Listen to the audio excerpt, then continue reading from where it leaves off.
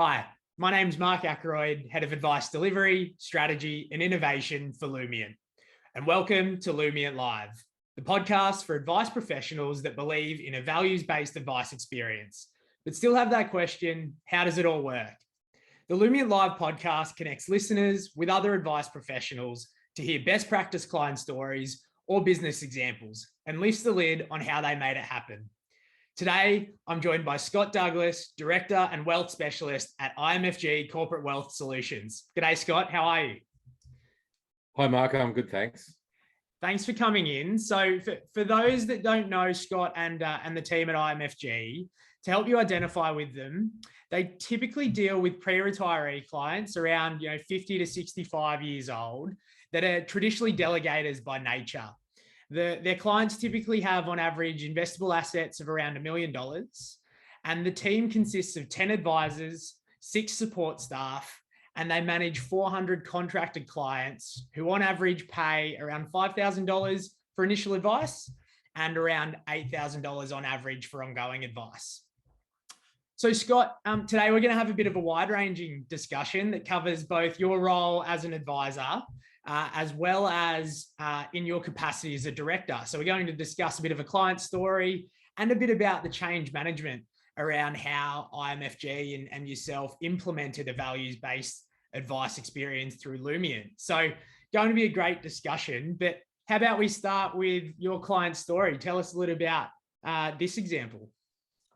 Thanks, Mark. Yeah, well, we've been working with Lumient for a while now, probably 8, 9 months, or maybe up to a year actually, and have had a number of different experiences. I recently met with a client who I anticipated would be a very difficult person to engage with Lumient, and having had different experiences with other clients, I was sort of reasonably well prepared to work with this particular client, who was a mid-60s retired client with about $2 million invested through us, and very focused on investments, and very much a person that it doesn't want to engage on a personal level or have a conversation about the importance of money and values. So I met with him initially in our foyer when he first came in, and we'd actually already sent out some questions through the survey for Lumient. And his opening remarks were that I'm not going to be doing this, and it's a waste of time. It's not for me. It would be for younger clients, and I'm here to talk about my investments, which need to be discussed. So don't even try this sort of thing on me. It doesn't really look like something that would be at all relevant, and I don't believe in these things. So I was a long way behind at the start. And I brought with me my private client advisor who works with us on all our clients, and also an associate advisor who works on the Lumient side, and he almost pretty much dismissed them as being part of the meeting.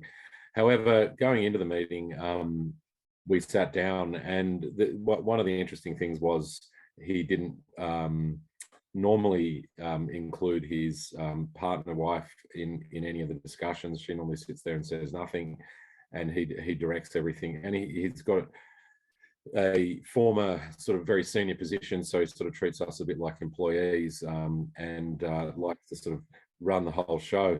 In any case, not long into the meeting, when I said, well, look, if we're not going to go through this, and I just briefly explain why we're doing the values-based approach to having the client conversations, etc. He started to sort of say, oh well, I'll give you 5 minutes to have a look at it, and that's it. And then we started just talking through what's important to them about money, and and they had actually partially completed the questionnaire before coming in, and it broadened the conversation with his wife there, and we were starting to slowly engage in the values conversation. And I guess about 30-40 minutes later, we had them completely engaged in what's important to them. And it was very fascinating because he identified some of the things that he needs to work on personally through where one of the values is around learning a new skill. And he advised us that he's been told his EQ skills aren't very good, and that's something that he'd like to work through as he gets older. And so we ended up having a great discussion about helping the grandkids, about living in a better place, and all the different aspects of it. And he could see that his partner was getting engaged for the first time in about 10 years. And we worked through all of them and identified what the important things were. And it wasn't just about the money. They were more than adequately funded in any case. And every meeting is the same old rhetoric, which this was just a complete change in the approach, which he found significant value in, and they both did.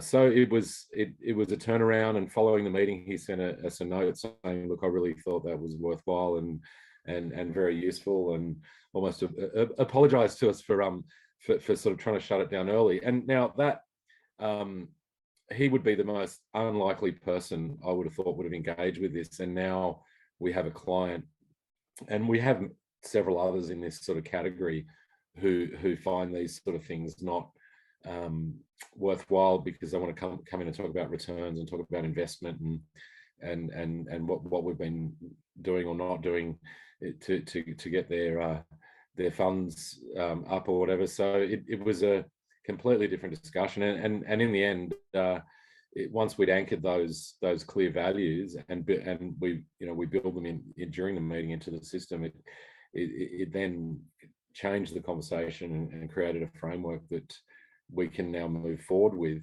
from someone who is very fixed in their old way of doing things and old way of engaging with us. And we're now on a journey that's going to completely change the way they interact with us.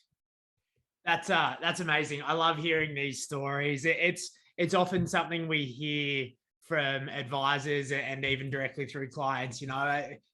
I don't necessarily want to talk about this. And in previous podcasts, we've spoken about how, over the years, the industry and advisors have conditioned clients to think about just their investments only. So we've got to work really hard to undo that conditioning, to have these really meaningful conversations. Scott, can you take me right the way back to the start when he came into the office? And gee, it must have been quite confronting when he said, this isn't for me for all these sorts of reasons. But you steered into that, right? What is it that you said to introduce the value session, and how did you bring it up that this was still really important? Well, in the foyer, actually, when I greeted him, I said to him, "You would have received from us the survey, and thanks for sending that back." I believe it was his wife that sent it back, and he didn't complete it. And what happened was I said, "Look, we're going to today's meeting is going to be a little bit different than our normal previous meetings and what we go through, because we have a new approach that we're adopting through the practice, and I'm also bringing Alex along. Alex, he works with us, and he's going to be capturing some of the discussions we have." And he sort of shook his head and he said, "No, I don't want to have this. I like the way we do things in the past." And he said, "Well, I don't need a whole team of people here." And it was like negative. And he said that he said, "This is for young people. We're already set in our retirement, and we want to discuss what the performance has been, because the markets haven't been great. We're unhappy with some of the underlying investments, and we need to look at what changes need to be made." So he was quite sort of somewhat Blunt. annoyed, blunt, and that you guys need to to talk to us about what changes are going to be made on the investment front. And the reality is, for someone like him, it had been a long time since we'd re-looked at sort of their goals even. And I said, look, this is not, we don't have to do this. I gave him sort of an opt-out, but I just thought it might be of something of interest to you, because we're constantly seeing people around your age and stage with more than enough capital than they need, and to think about what the future is. And, when we got into the actual meeting to talk about the values, we had previously and over the years, we've had big divergence between the two clients in their views on giving money to children and helping out others. And he never wishes to, and thinks he's going to run out of money, whereas his wife is of the view that they should help the kids buy properties and help them set themselves up. And when he sort of softened up, and I guess one of the big things is financial security, which I reaffirmed that they weren't even able to spend all their money before they run out, and that it wouldn't matter if they increase their spending, they're never going to run out of money. That really, I guess, resonated with them, that they need to think about other aspects of what's important to them and how they're going to allocate funding in the future. And it then made the conversation quite easy, really, around what are the things, rather than focusing on we want to get a certain rate of return, what's this fund done, what's this part of it done, what changes are we making? And they hadn't really ever had the end in mind. And also she's not a financial person, and she never really gets to say much at all. This particular person he sort of explains things like she doesn't know anything to her. And so this was bringing her into the conversation significantly. And she wasn't just sort of sitting there listening to the usual rhetoric. So I found that was really powerful. And we've sort of got well and truly off first base with them, and then we'll proceeding to work through the other stages of the Lumient process. I love that. I love that you were brave enough to give him an opt-out, and that made him sort of opt in to an extent, right? Well, it was interesting to the extent that when we went into the meeting room, the associate advisor, Alex, there was three of us from IMFG. I said to Alex, well, if we're not going to do this, then you might as well leave the meeting. And he stood up, and then the client said, oh, well, have I sort of messed up something here? And that was the point of him going, okay, well, I'll give it a go. And so therefore, leading into what makes this work, we've got it structured in a way within our business and our model that it is a very step-by-step process that the client goes through, and we've fully resourced it in a way that that we're able to, I guess, engage with the clients at this level without having to.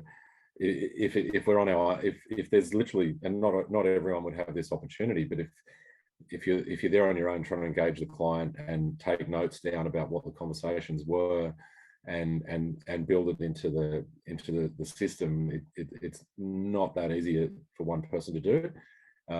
So we have that set up in a way that we have a dedicated support person that is literally doesn't even speak in the meetings, and he captures exactly the conversation. Yeah, I think that's amazing. And you're right. It's often very good because some of the conversations you're going to have are quite in depth. So you want to stay in the conversation as opposed to head down typing, right? That makes sense. It's amazing when you're so confident and well-oiled in your process. As soon as you diverge from that, it was an indicator to the client that, oh, maybe I should stay in the process and participate. Yeah, that's right. And I mean, I know him well, and I know how he behaves, and I know his sort of antics that he gets into about things. So I can sort of handle him fairly well based on previous experience. So I was able to sort of pre-think or pre-plan what sort of responses he could potentially have. But like certainly we had all the cards laid out on the table, and interestingly enough, they both went off and did each of their cards, and or for one of them, they were pretty much aligned between the couple, and then there was significant discussion point on each one around why they chose those cards, those values cards. That's amazing. So I want to unpack this a little bit more before we go into the change management, process management side of things that you've already touched on. But you mentioned that you noticed for the first time in 10 years, really, that the wife started to get engaged, or the non-CFO spouse that we spoke about. And in particular, held conversation and held a voice with her husband, who traditionally runs this conversation. You mentioned she was the one that filled out the survey, and she started to find her voice through the values cards. Can you tell me what that experience was like? What did you guys learn as their advice providers? What did you notice as the advisor when she had filled out the survey, and also as you're doing the values cards experience, she started to speak up? Well, what we certainly learned a lot more about what are the important things that go on in the family behind the scenes, and what is driving the family unit. And I guess it disempowered him somewhat in his sort of forthright approach on money. And we learned a lot about, what really matters in the future to them both. And she previously has never been able to, I guess, put over her views of what is important and the things that really matter in the future. And he may convey that or check in with her, but it wasn't in her words or her strength of opinion.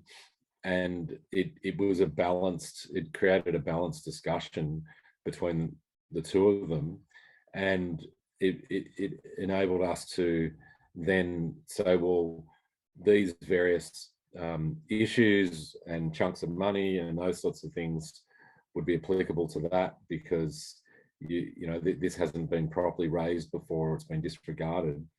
And I guess she had a voice and was heard in terms of the situation. And it's not always that way. Like often there is a silent-ish spouse that does have a big influence behind the scenes, that's then conveyed by the other one, but it just balanced it up. It put everything on the table, and particularly they've got two children that live overseas and that want to they want to have, one of them particularly wants to help them, and we were able to, I guess, clearly articulate what that meant for them, and how that would play out in the longer term financial planning, and the importance of allocating, I guess, funding in different buckets. That in the past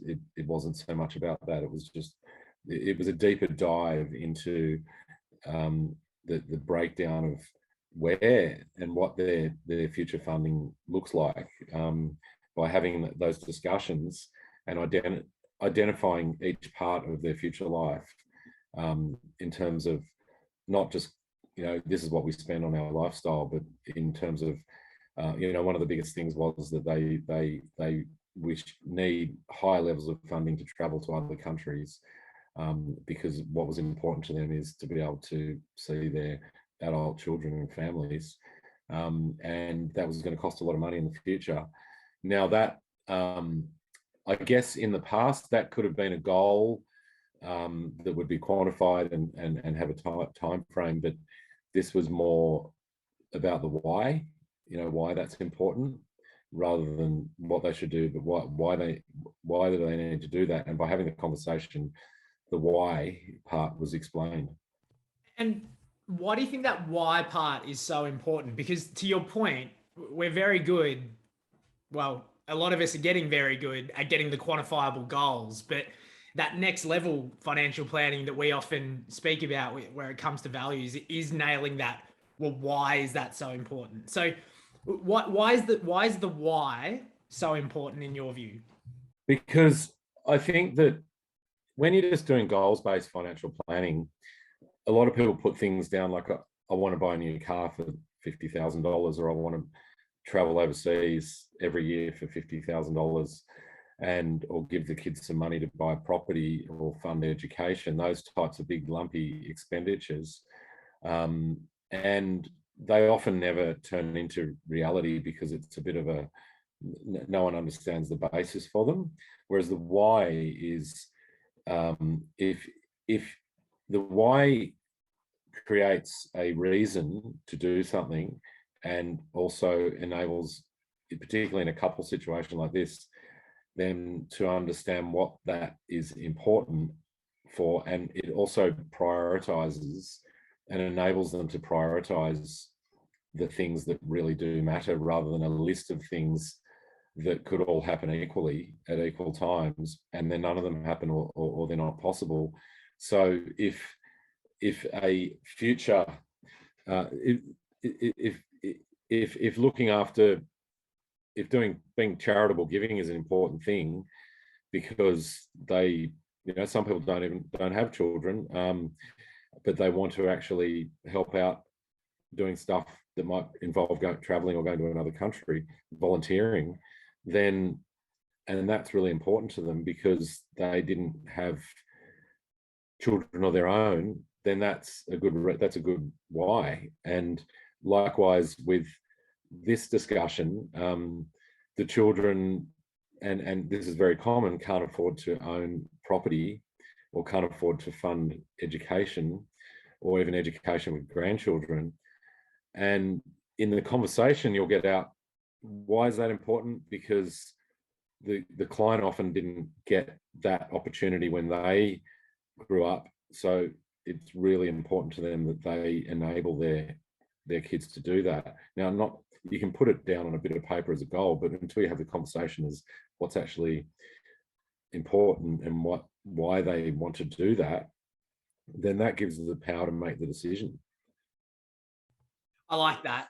I like that. It really, it turns it from that, piece of paper that we can play, bit of writing on a piece of paper that we can no doubt plan for, right? It goes into a modeling scenario, nice and easy, but turns it into action, turns it into decisions, turns it into behavior. I think that's a really good definition of it, Scott. That brings to a close part one of our two-part discussion with Scott Douglas from IMFG, where we unpacked a great client experience that he had. Stay tuned for part two, where we're going to discuss his internal change management process, leading the change of implementing his values-based advice experience across his practice of 10 advisors.